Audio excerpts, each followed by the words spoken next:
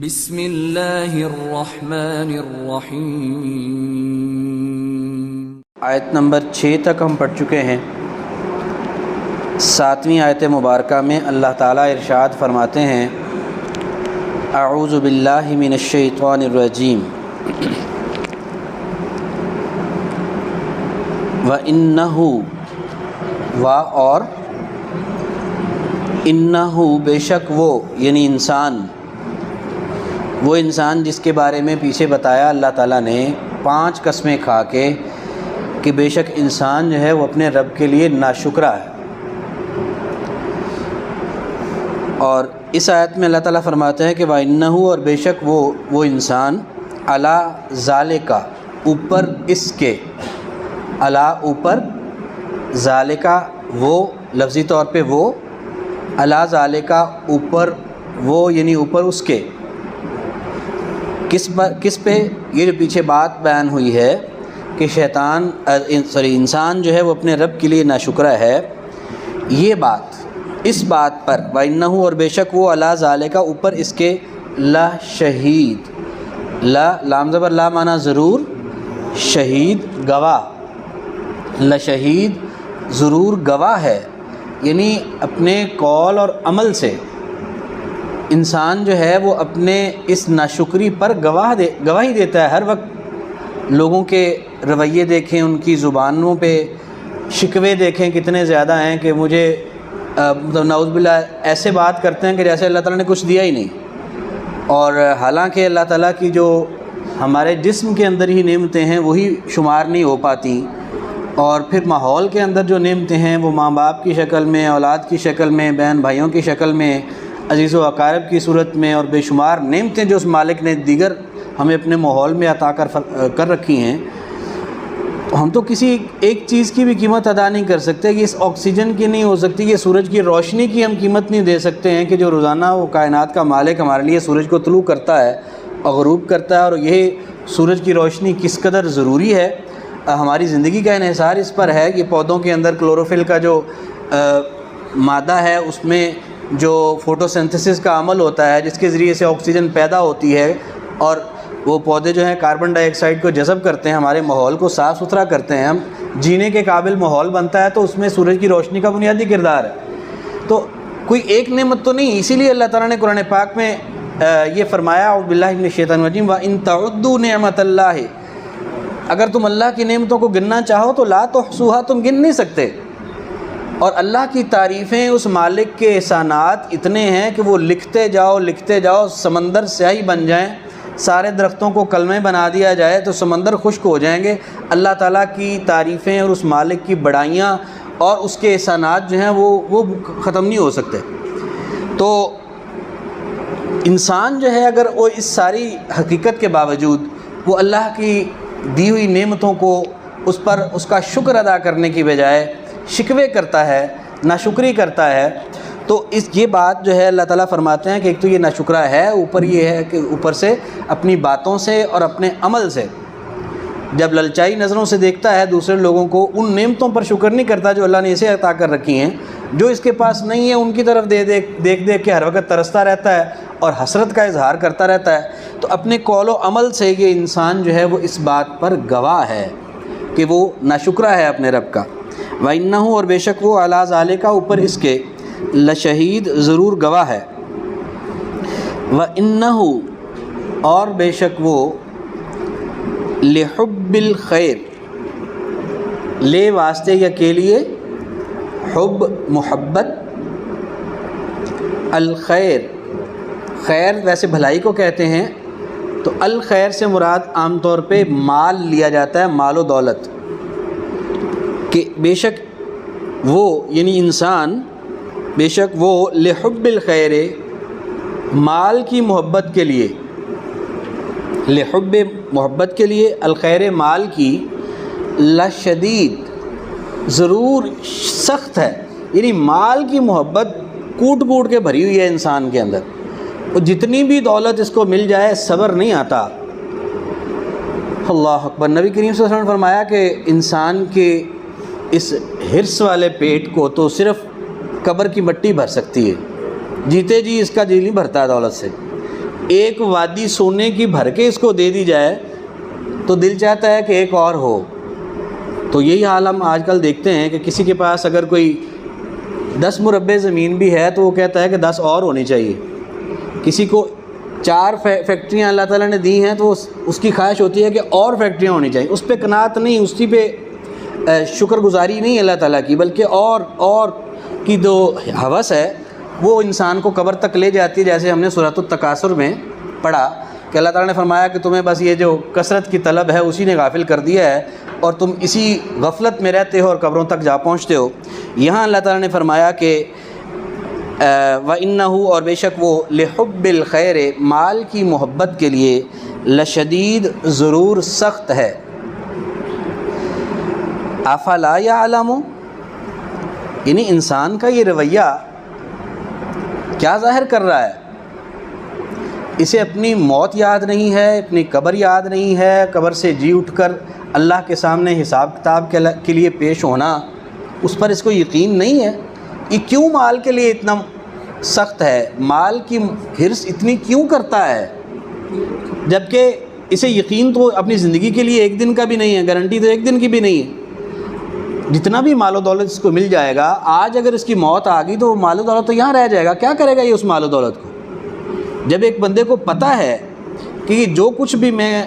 دنیا میں حاصل کر رہا ہوں یہ میرے پاس تب تک ہی رہ سکتا ہے جب تک میری سانس چل رہی ہے، اور میری زندگی کب ختم ہونی ہے مجھے پتہ نہیں۔ جو ہی مجھے موت آئے گی، میری یہاں کی حاصل کی ہوئی ساری ڈگریاں، سارے عہدے، سارے مال و دولت، سارے بنائے ہوئے اثاثے، یہ سب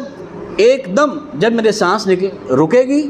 اور میری جان میرے جسم سے نکل جائے گی تو یہ ایک دم ہر چیز بیکار ہو جائے گی، کوئی چیز میرے فائدے کی نہیں رہے گی۔ جب انسان کو یہ پتہ ہے تو پھر اس دولت کے لیے اتنی حرص کرتا ہے کہ جو ہو سکتا ہے کہ شام کو اس کے ہاتھ سے نکل جائے، ہو سکتا ہے کہ صبح موت آ جائے اور اس کو وہ ہر چیز اس کے ہاتھ سے نکل جائے۔ پھر اس کو حرص کس چیز کی کرنی چاہیے؟ کیا دنیا کی دولت کی یا آخرت کی کامیابی کی؟ تو اللہ تعالیٰ یہاں یہی سوال کرتے ہیں کہ افلا یعلم، کیا حمزہ زبر اس کا معنی کیا؟ پہلے بھی یہ آ رہا ہے بار بار، کیا پس یہ پھر لا یعلم، نہیں وہ جانتا، اس کو معلوم نہیں ہے کہ اذا جب بعثرا اکھاڑا جائے گا، ما جو فی القبور قبروں میں ہے، کہ جو لوگ بھی جو قبروں میں مدفون ہیں ان سب کو اکھاڑا جائے گا۔ وہ سب جو ہیں وہ اپنی قبروں سے زندہ ہو کر اللہ کے سامنے پیش ہوں گے۔ کہ جب اللہ کی ناشکری کرتا ہے، جب یہ مال پر اتنا حریص ہو جاتا ہے کہ اپنے مال و دولت، کاروبار اور دنیا کی مصروفیات کے لیے نمازوں سے بھی بے پرواہ ہو جاتا ہے، اللہ کی بندگی سے غافل ہو جاتا ہے، کیا یہ سوچتا نہیں، اس کو یہ معلوم نہیں ہے؟ افلا یعلم، افلا کیا پھر نہیں، یعلم وہ جانتا، اذا بعثرا جب اکھاڑا جائے گا، ما فی القبور جو کچھ قبروں میں ہے، یعنی جب قبروں والوں کو سب کو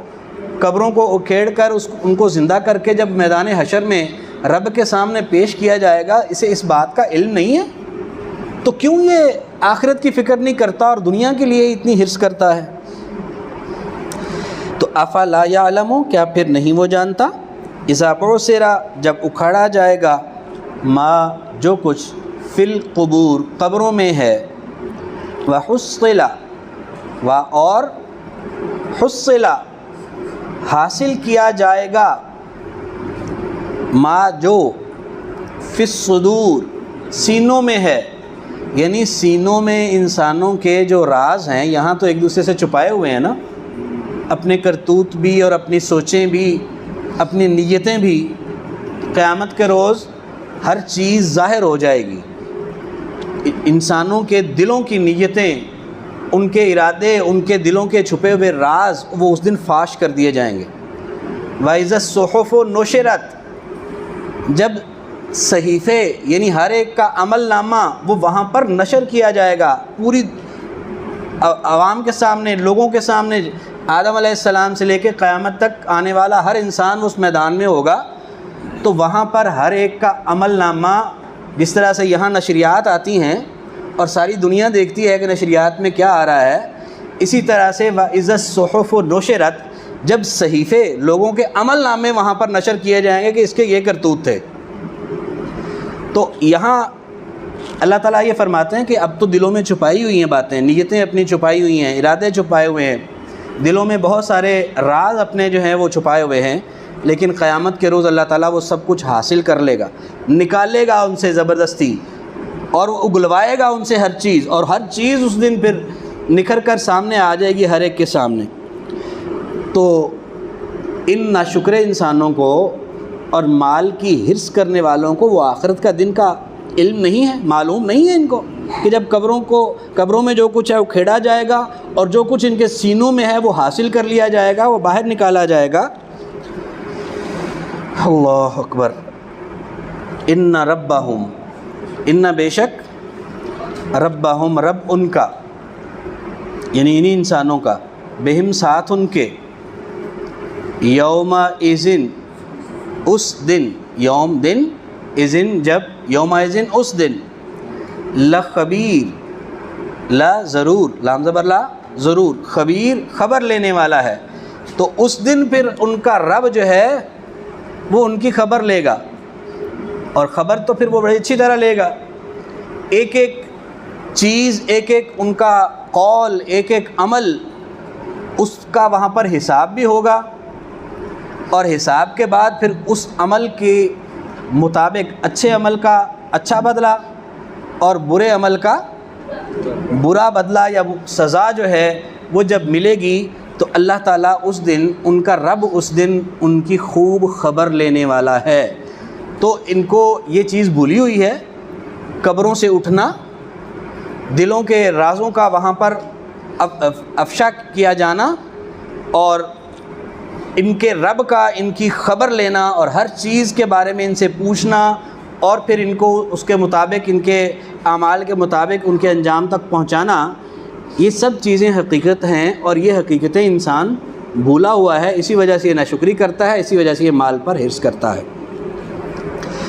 تو آج جو آیات پڑھی ہیں جی ان کو دوبارہ سے دیکھ لیجیے. آیت نمبر 7 سے، اعوذ باللہ من الشیطان الرجیم، وَإِنَّهُ، اور بے شک وہ، عَلَى ذَلِكَ، اوپر اس کے، لشہید، ضرور گواہ ہے، وَإِنَّهُ، اور بے شک وہ، لِحُبِّ الْخَيْرِ، مال کی محبت کے لیے، لشدید، ضرور سخت ہے، لشدید، ضرور سخت ہے. افلا، کیا پھر نہیں، یعلم، وہ جانتا، اذا بعثر، جب اکھاڑا جائے گا، ما، جو کچھ، فی القبور، قبروں میں ہے، وحصل، اور حاصل کیا جائے گا، ما فی الصدور، جو کچھ سینوں میں ہے. ان ربہم، بے شک رب ان کا،